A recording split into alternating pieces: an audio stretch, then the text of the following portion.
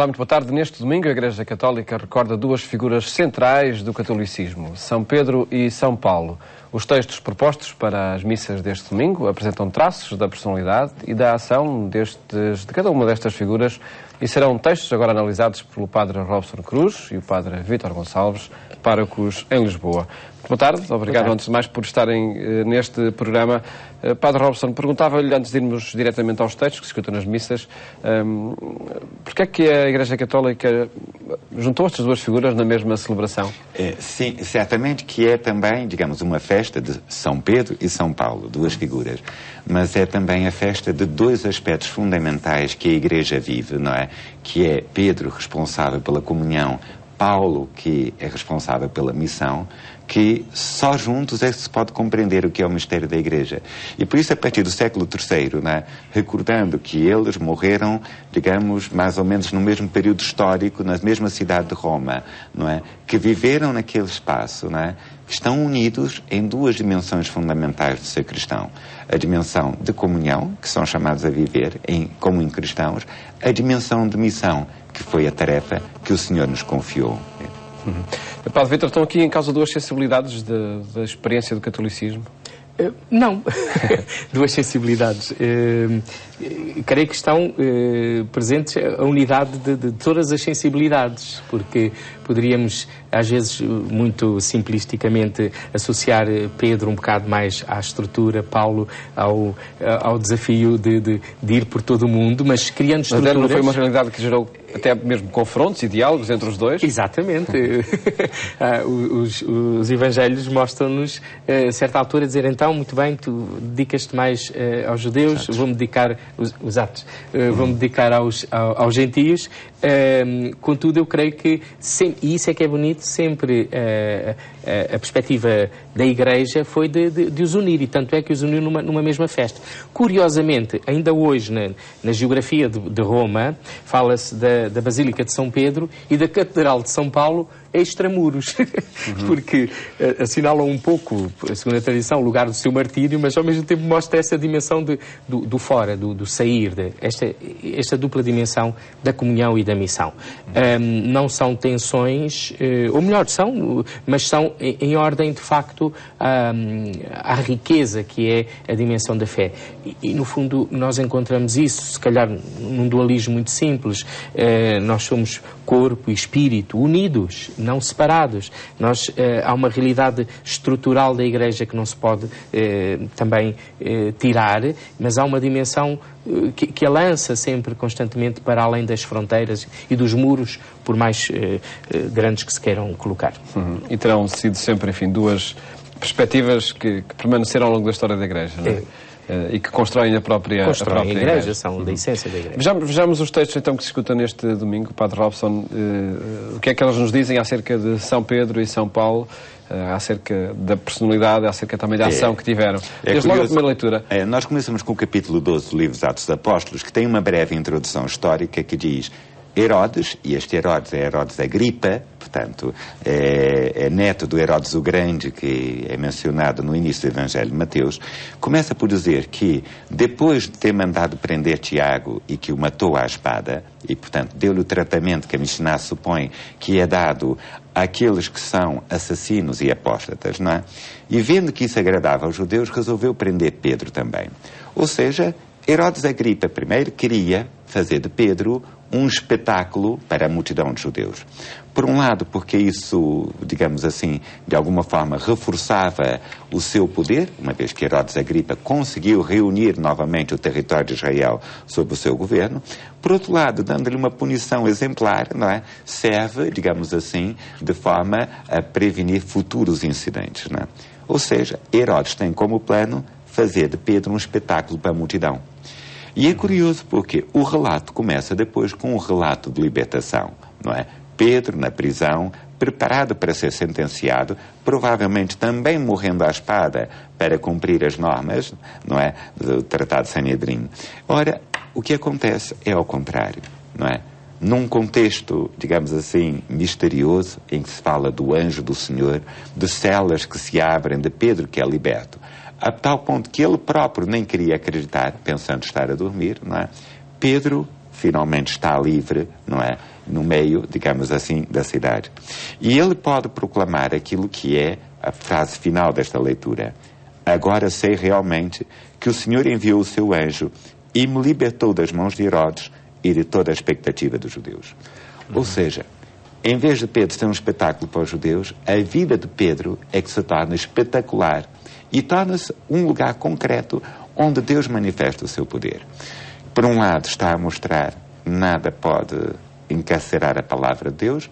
Por outro lado, está a dizer, não é, como a vida de Pedro se torna um espetáculo para todo o mundo. Este texto, Padre Robson, o que é que ele revela da personalidade de São Pedro e da sua função também entre nos primeiros anos do cristianismo? Há aqui um confronto com o poder político? Mas o cristianismo viveu sempre assim, ou seja... E Pedro personifica-o? Sim, certamente. Porquê? Porque a mensagem do Evangelho é a mensagem de transformação. Toda pessoa que se puser numa perspectiva imobilista, a dizer, parou, chegou, queremos preservar esse status, vai sentir que o cristianismo é algo que o incomoda, não é? Agora, o mais importante aqui é perceber que Pedro continua a ser o homem frágil, humilde, que nós conhecemos ao longo do ministério de Jesus, mas que a perspectiva pastoral na sua vida o faz perceber algo. É Deus que atua por ele.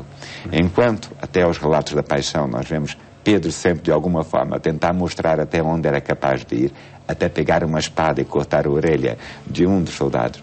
A partir de agora, ele percebe, não, é Deus que age na minha vida, nas minhas fraquezas, não é? E por isso, o que ele proclama é a ação de Deus diante, digamos, em favor de toda a Igreja. Padre Vítor, a sua análise a este texto? De facto, evoca este contexto de perseguição que a comunidade cristã experimenta nos Atos, que curiosamente é sempre lido com uma perspectiva de alegria. Em vários momentos dos Atos diz que os discípulos sentiram uma grande alegria por ter sofrido em nome do Senhor. Jesus tinha prevenido. Por outro lado, esta dimensão de perseguição vai, curiosamente, também em outros contextos, fazer com que a própria Igreja não fique fechada em si mesma. Não fique ali um bocado naquele quentinho, entre aspas, de Jerusalém e do contexto judaico-cristão. Eu gostava de sublinhar este aspecto de Pedro. Os Atos dizem mesmo que Pedro parecia que estava numa visão, sentia que era um sonho, que não estava a acontecer. Há aqui toda esta dimensão do homem que é firme, que é corajoso, mas que ao mesmo tempo experimenta também a humildade. É tão interessante como uma tradição ligada, creio que é um dos evangelhos apócrifos, não sei, de Pedro, ou que é mesmo, que diz que em Roma depois, a certa altura, no momento da perseguição dos cristãos, fala-se de Pedro salvaguardando e se calhar aconselhado, olha, era melhor proteger-se e tal, vai a sair de Roma e, segundo esse relato, é meio lenda, certamente, Jesus apareceu-lhe e disse, e dirigindo-se para Roma, e Pedro perguntou-lhe, qual vadis, Domine? Onde vais, Senhor? Vou a Roma morrer novamente. Não, Senhor, então eu vou.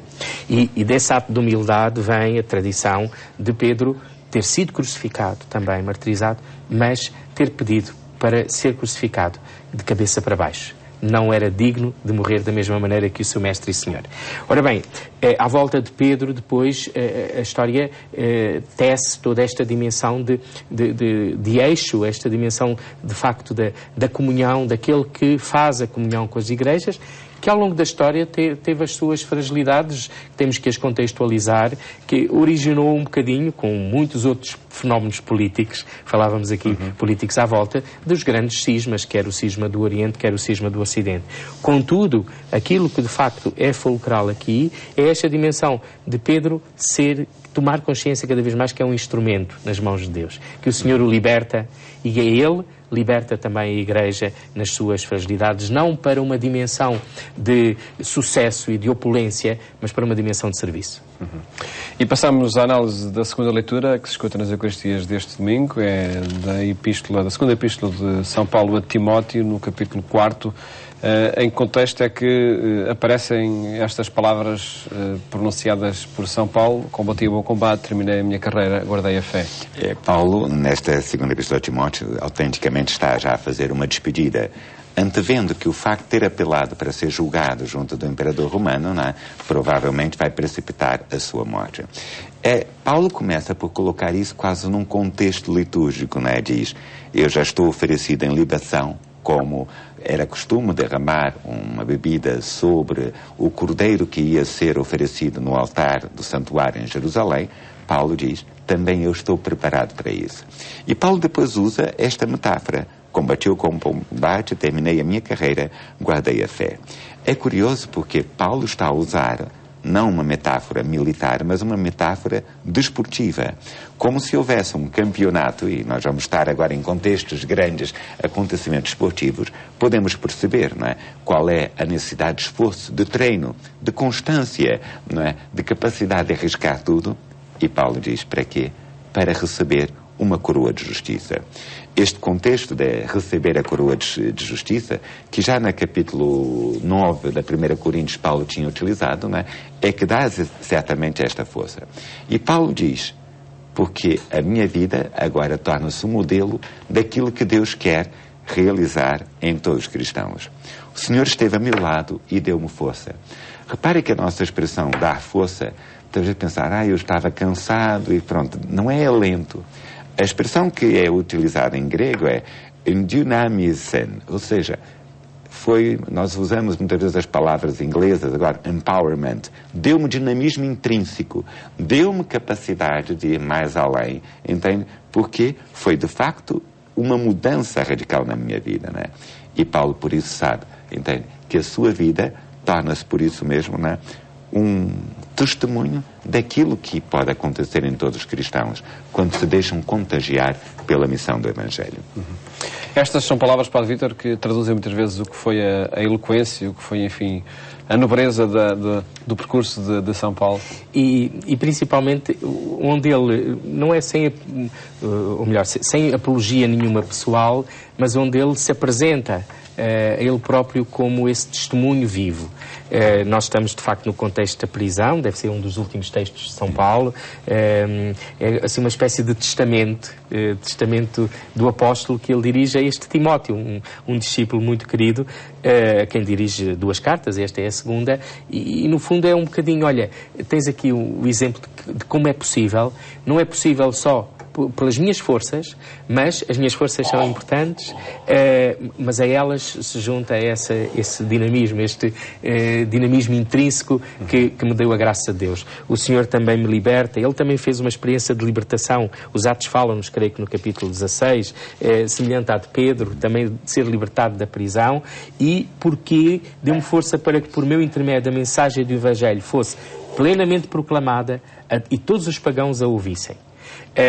Essa é sempre a grande paixão de Paulo, é que todos possam escutar aquela palavra, a palavra que é no fundo Cristo, e consoante essa escuta aderirem ou não. Portanto, há aqui uma consciência de missão muito forte, que é assim, a missão não é convencer ninguém, a missão é assim, eu tenho um tesouro para apresentar e o outro é pobre se não pode escolher perante este tesouro, que no fundo é esse o contexto da boa nova de Jesus, é apresentar a pessoa de Jesus e perante ela cada um tomar fazer a sua escolha. Mas se eu não faço essa apresentação, eu estou a trair algo que a pessoa tem direito. E eu creio que essa dimensão de missão interpela-nos muito a nós. Vivemos às vezes a fé como algo que herdamos e pronto, está aqui, pronto, deixa-nos quentinhos, arranjamos o nosso esquema. Não estou a dizer que vamos para o meio da praça pública gritar Jesus é o Senhor, Jesus é o Senhor. Não, com a vida, exatamente.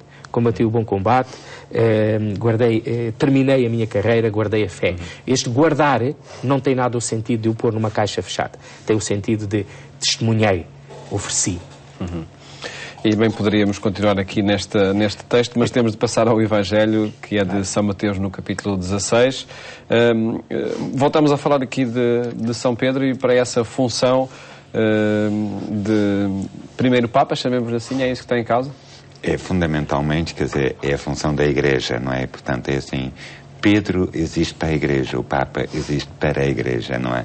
Não é o culto do indivíduo, não é o culto da pessoa, não é? Mas é muito claro aqui, por um lado, a confissão de Pedro é a confissão dos 12, e portanto é a confissão do Colégio Apostólico, diríamos assim. E depois há um serviço concreto que lhe é atribuído, não é? E que, portanto, que usa esta ambiguidade. Provavelmente este exercício para a nomásia, tu és Pedro, deixas de ser isto, passas a ser aquilo, entende? Usa exatamente para mostrar, entende? Que a função é para construir toda a Igreja, não é? E eu acho que isto é de uma beleza extrema, porquê? Porque nós sabemos como esta função de ligar e desligar, que depois é dita no fim do texto, não é? Como Jesus, no mesmo Evangelho de Mateus, no capítulo 11, não é? Está a falar dos doutores da lei que cegaram o conhecimento da lei. Portanto, traduziram a religião num conjunto de normas, num conjunto de regras, que mais que procurar a vontade de Deus era descansar a consciência humana. O que é que não precisas fazer para além disso, não é? E a confissão de Pedro supõe um caminho diferente, que é receber a revelação do Pai. Uma abertura fundamental e perceber, nós não somos donos da verdade, nós nos pomos na escuta daquilo que o Pai quer revelar, não é? É por isso que muitos autores, contemporaneamente, não é? Depois de muitas críticas, se isto falava ou não falava do ministério de Pedro, voltam a recuperar a historicidade deste acontecimento neste contexto, exatamente para salientar isso, não é? A Igreja não vive com modelos apenas ideológicos, digamos, de difusão de uma mensagem, não é? Mas vive fundamentalmente na abertura, entende, a esta revelação do Pai, que acontece num contexto eclesial. Que significado tem este dizer que sobre a pedra, sobre Pedro, não é? Que significado tem esta palavra pedra aqui neste contexto? Por um lado, está a usar exatamente a ideia da imagem da construção do edifício, não é? E, portanto, o nome pedra para falar de uma construção do edifício. Por outro lado, traduzindo também a imagem pedra, digamos assim, que provavelmente viria do aramaico. É um facto que, em outros textos do Evangelho, salienta-se sempre que Jesus é que é a rocha firme. E, portanto, Pedro rocha, Jesus rocha. E isto só se compreende, entende? Quando Pedro age em nome de, não, e não que Pedro por si seja a rocha onde Deus constrói a Igreja, não é? Mas é sobre, digamos, o testemunho de Pedro, não é? Que se vai manter viva o testemunho de Jesus. Diríamos hoje, Padre Vítor, poderíamos dizer, tu és Francisco, sobre esta pedra edificarei a minha igreja. Sim. É esse claro, o sentido de ser o Papa em cada época. O problema depois aí está logo, quando nós associamos à palavra igreja uma construção muito física. É verdade, há tal dimensão, diria, de um corpo, mas é bom não esquecer que a palavra igreja significa a reunião de todos os que foram chamados, ou de todos os que escutaram o chamamento e responderam. E aí para o Papa Francisco também nos desafia essa mudança de conceitos. Principalmente porque ao mesmo tempo é o compromisso sempre de cada um perante Jesus, e esta primeira parte é muito bonita, porque Jesus parece que faz primeiro uma sondagem, assim, então o que é que se diz por aí, então, o que é que vocês dizem? E no fundo o que é que tu dizes? É sempre a pergunta, para ti quem é Jesus Cristo? Para cada um de nós. E esta resposta de Pedro, enquanto síntese do sentir dos apóstolos, não era um teste que Jesus estava a fazer. Mas, de facto, neste Pedro, em que, não sei se é São Mateus ou um outro Evangelho, logo a seguir Jesus vai começar a anunciar a paixão. É a partir daqui. Todos vai fazer Marcos. Três anúncios de paixão. E há um dos Evangelhos em que Pedro toma Jesus de parte e diz: Senhor, não é bem assim, tu não leste bem o manual de instruções. O quê? Sofrimento, morrer? E Jesus tem uma palavra bastante dura para ele: afasta-te de mim, Satanás. Ora, eu creio que o Papa Francisco, no contexto, mostra-nos na dimensão desta humanidade que se abre a Deus. Penso que é sempre isso. Nós temos muito o culto, o endeusamento, o criar ídolos a muitos níveis, e esse é sempre o perigo também de uma figura que se destaca, como é o Papa, precisamente a partir também da simplicidade e da humanidade, da proximidade. Há dias o Elton John dizia que o Papa Francisco tinha feito de novo aproximar-se de Cristo, numa expressão que ele disse. Ótimo, é isso mesmo, porque esse é que é o objetivo. O objetivo não é a ligação ao Papa, o objetivo é que ele como todos e cada um de nós, pelo batismo, possa ser presença de Jesus e a ponte para Jesus. E aprendermos cada vez mais a reconhecê-lo nos mais pequeninos. Portanto, este texto sublinha essa dimensão, de facto, de uma construção de uma igreja, mas uma igreja que não tem uns limites de paredes, ou de castelo, ou de fortaleza, e por isso a imagem, se calhar, feliz da colunata de São Pedro é bonita, porque ela abraça, mas não fecha. Portanto, aquela via da reconciliação abre para o mundo inteiro, e é esse o sentido que Pedro também aqui pode significar no nosso tempo. E o sentido também desta celebração que a Igreja propõe para este domingo, de São Pedro e São Paulo? Que ganha prevalência ao domingo. Cá está. Uma solenidade, uma das solenidades, normalmente são as Porque a Igreja é as duas coisas, é comunhão e é missão. Comunhão sem missão desaparece e, portanto, é culto da personalidades, não é? Culto dos chefes, dos caciques, não é? Missão sem comunhão é ativismo e desgarra-se, não é? E nesse sentido, algumas dioceses, e pronto, estamos aqui em Lisboa, a data do 29 de junho é a data das ordenações. Das ordenações dos novos presbíteros, diáconos, dos ministros, em ordem, de facto, a construir essa comunhão e essa missão. E eu creio que isso é também significativo naquilo que é uma igreja que se renova, que vai vivendo com a força de Cristo, em ordem a torná-lo presente no mundo. Nomeadamente através dos sacerdotes, que vão sendo ordenados em cada ano, não é? Exatamente. Agradeço-vos terem estado aqui neste programa, onde quisemos apresentar os desafios que os textos da Bíblia sugerem a partir da centralidade que São Pedro e São Paulo ocupam em toda a história da Igreja. Votos, boa tarde, até à próxima segunda-feira, se Deus quiser.